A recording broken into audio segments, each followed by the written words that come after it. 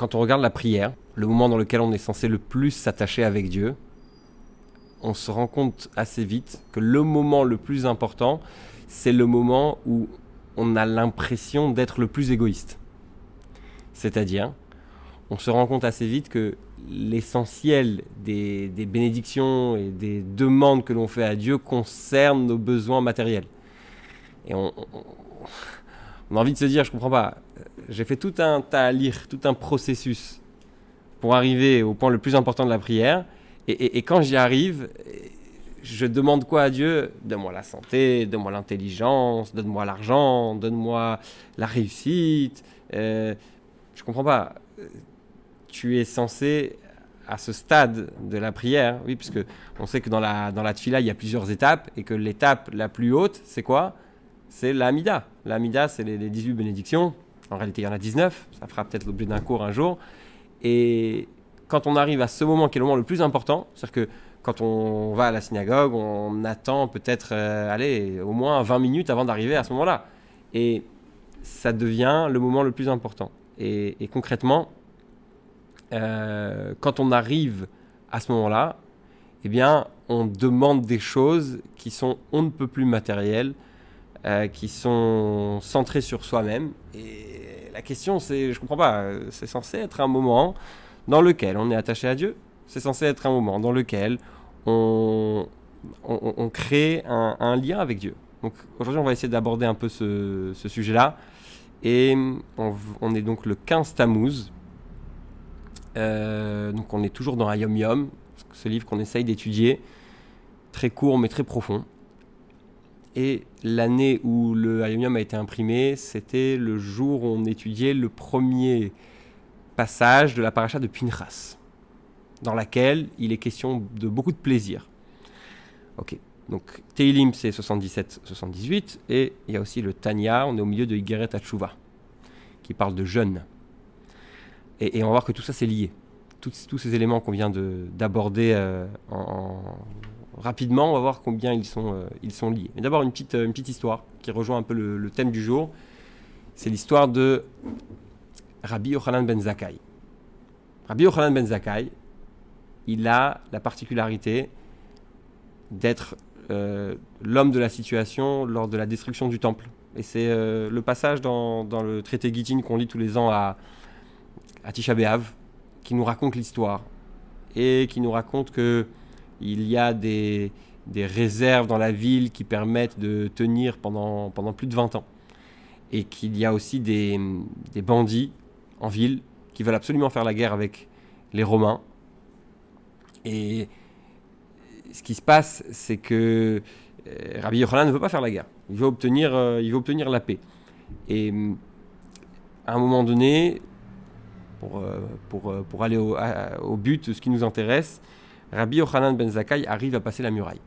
Et quand il passe la muraille, il se passe quelque chose de très intéressant parce que il va rencontrer Vespasien, qui n'est alors qu'un général d'armée, et quand il le salue, il lui dit « Bonjour, monsieur le roi, Shlama alach malka » en araméen.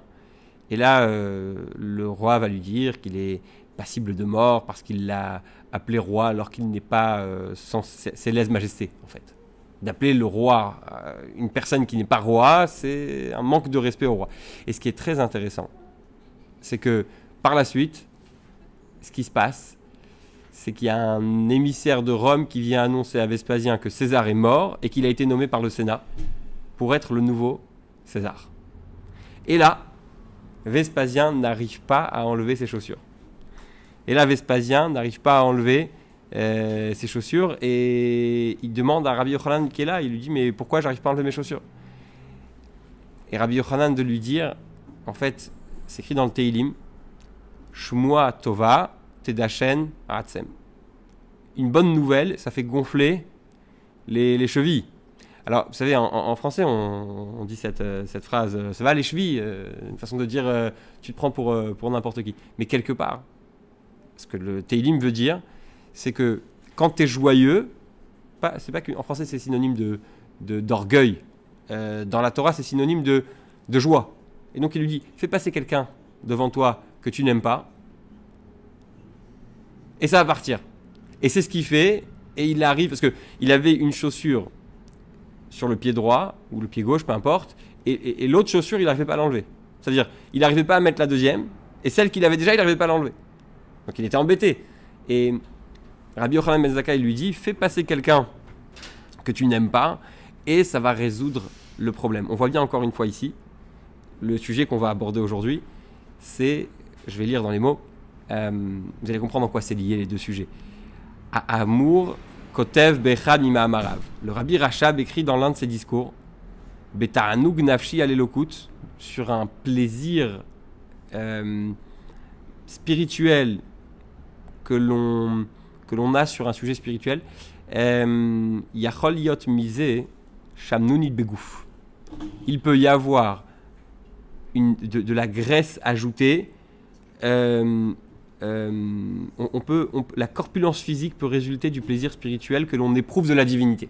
Okay, et on raconte sur Rabbi Nachum de Tchernobyl, un grand tzaddik, qu'il était physiquement corpulent du fait de répondre Amen Yehe Sheme Rabba. Alors, très intéressant, quand on regarde le Amen Yehe Sheme Rabba, hein, on se rend compte d'une chose, c'est que le nom d'Hachem soit exalté. Oui, c'est une partie du Kaddish. Et on dit que le nom d'Hachem soit exalté, et on parle des mondes. L'objectif final, c'est quoi? C'est d'avoir un impact dans ce monde. L'objectif final de la Torah, c'est quoi?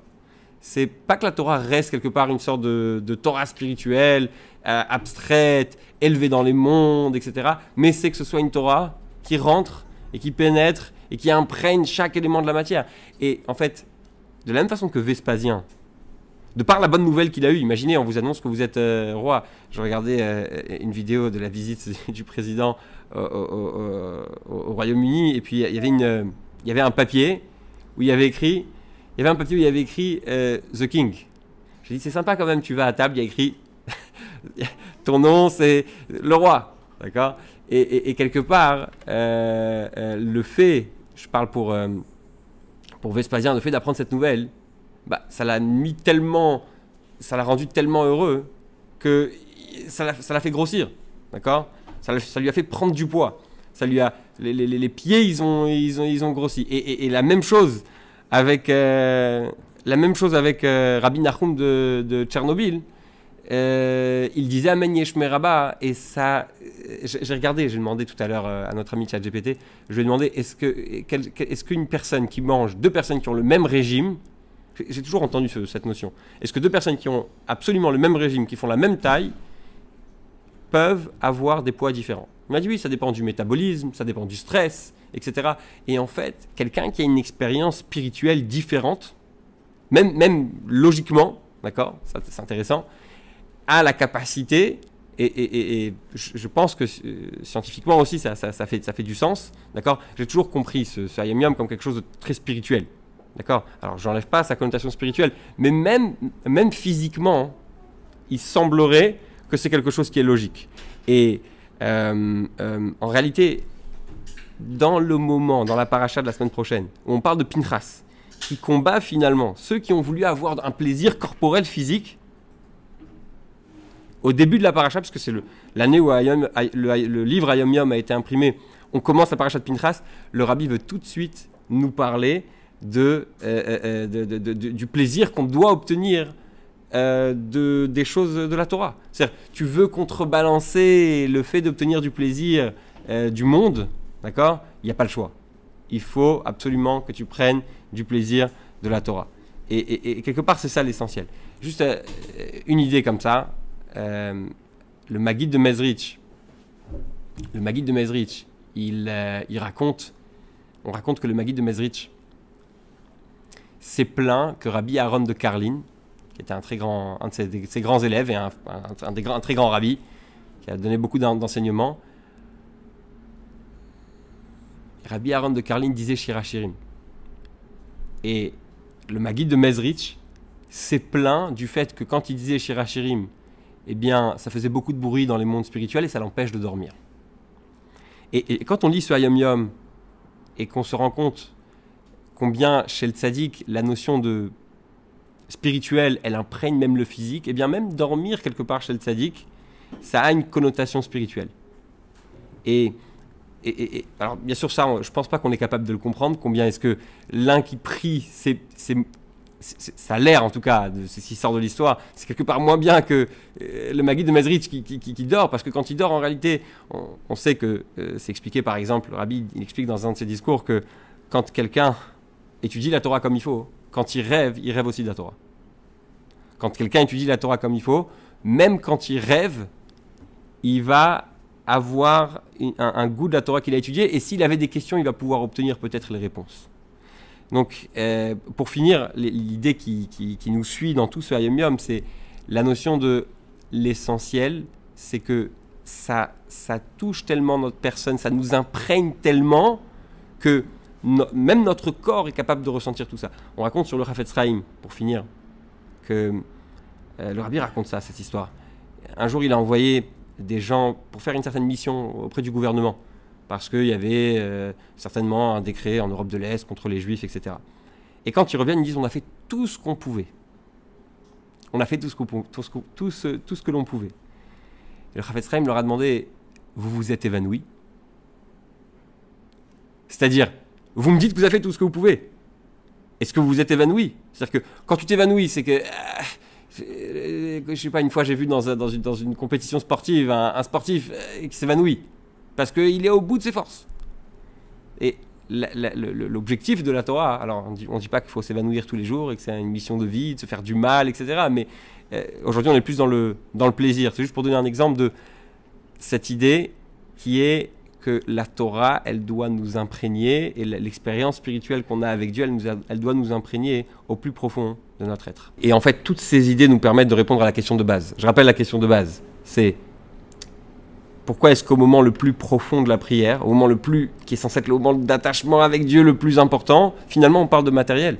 Et on parle de réussite matérielle, on parle de guérison, on parle d'intelligence. En fait, on demande à Dieu nos besoins. Et la réponse, elle est là, on vient de la donner en réalité. Toutes ces histoires nous aident à comprendre que l'objectif, c'est pas comme certains diraient, je sépare ma vie matérielle de ma vie spirituelle. Je sépare mon expérience matérielle, tout ce qui est lié au plaisir, tout ce qui est à l'accomplissement, tout ce qui est... Non, au contraire, l'accomplissement matériel passe par le spirituel. Et je demande à Dieu la réussite parce que Dieu m'accompagne pas seulement dans le spirituel, et quelque part on retrouve ça toujours dans les discours du Rabbi. L'objectif n'est pas d'être un juif à la synagogue. L'objectif profond, c'est d'être un juif à la maison. L'objectif profond, c'est d'être capable d'amener ces valeurs partout où on va. On n'est pas une personne différente d'un endroit à un autre. C'est ces mêmes valeurs qui vont nous accompagner dans tous les domaines de notre vie. Et donc, précisément au moment où on est au plus haut, c'est là qu'on a la capacité en réalité de demander à Dieu, je t'en prie, suis-moi aussi dans tous les domaines de la vie.